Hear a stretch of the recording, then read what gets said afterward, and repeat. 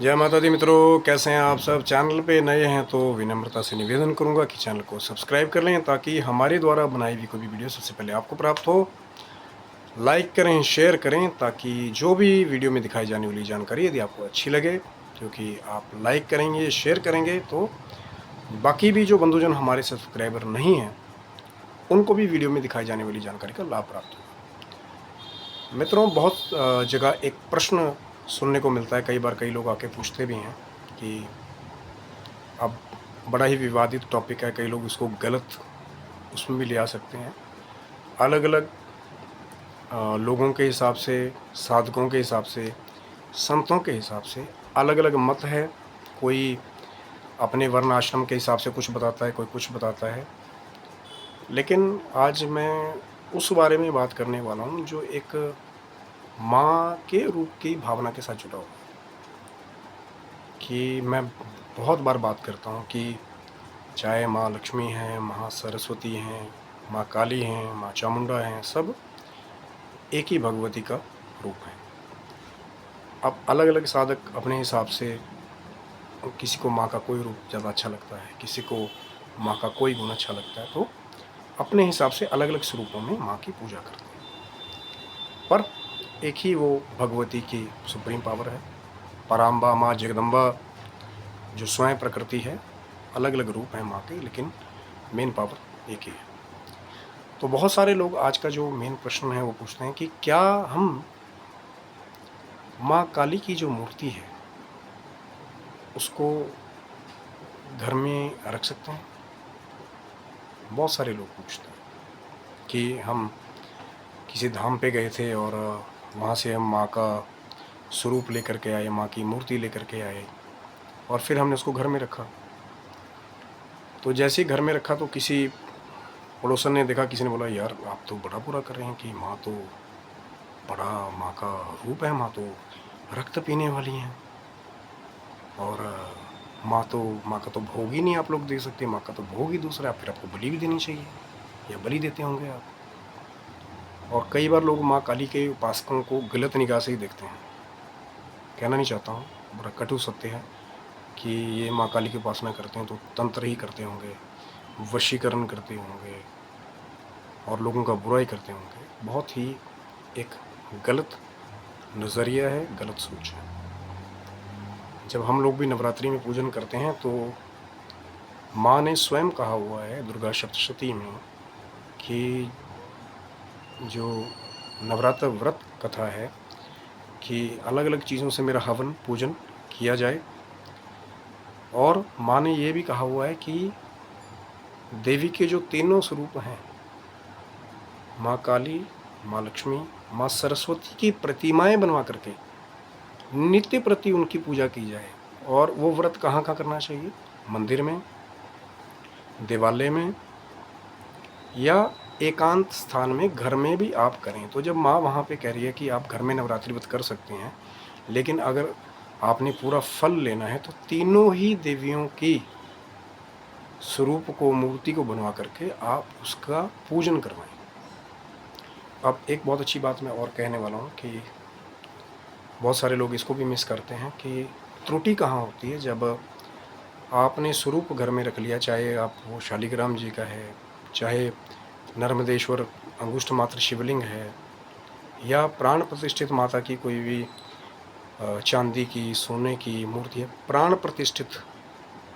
ध्यान रखिएगा मेरी बात का, मैं क्या बात कर रहा हूँ कि प्राण प्रति जब हम प्राण डाल देते हैं मंत्र के द्वारा उस मूर्ति में, फिर जैसे एक जीता जागता इंसान का स्वरूप हो जाता है, वैसी ही सेवा विग्रह हमारे को बनाना पड़ता है। जैसे कि माँ को आप 3 समय खाना खाते हैं, कई संत सिर्फ एक समय भोजन करते हैं, तो जब भी भोजन करें तो माँ को भोग लगाना, माँ को रोज़ स्नान करवाना, माँ के वस्त्र चेंज करना, प्राण प्रतिष्ठित मूर्ति की बात कर रहा हूँ।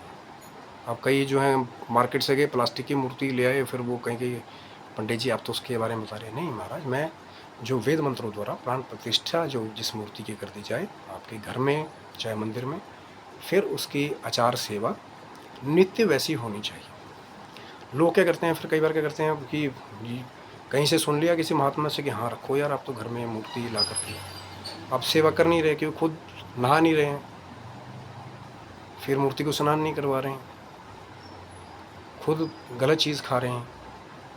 अब आप खुद, अगर मैं कहना नहीं चाहता हूँ, अगर आप खुद मांस मदिरा का सेवन करने वाले हैं, कई लोग आके कहेंगे हाँ माँ को तो चढ़ता है, हम तो तभी खाते हैं। तो बार बार मैं वही बात कहता हूँ कि माँ ने जो चंडिका स्वरूप लिया, बार बार दुर्गा सप्तशती में अगर आप पूरे 13 अध्याय पढ़ेंगे तो कहीं पे भी मदिरा का प्रयोग, दुर्गा सप्तशती गीता प्रेस गोरखपुर वाली, उसके बारे में बात कर रहा हूँ, किसी और तांत्रिक ग्रंथ के बारे में बात नहीं कर रहा हूँ, कहीं भी मदिरा पान के बारे में नहीं लिखा गया है। माँ आदि पूज्यम विप्र व्रजा मेरिता, जो विप्र लोग हैं वहाँ पे माँ ने ये भी कह दिया कि जो मांस आदि पूजा है, विप्र यानी कि जो ब्राह्मण वर्ग है वो मांस की पूजा से रहित बताया गया है, वो मांस की पूजा ना करें।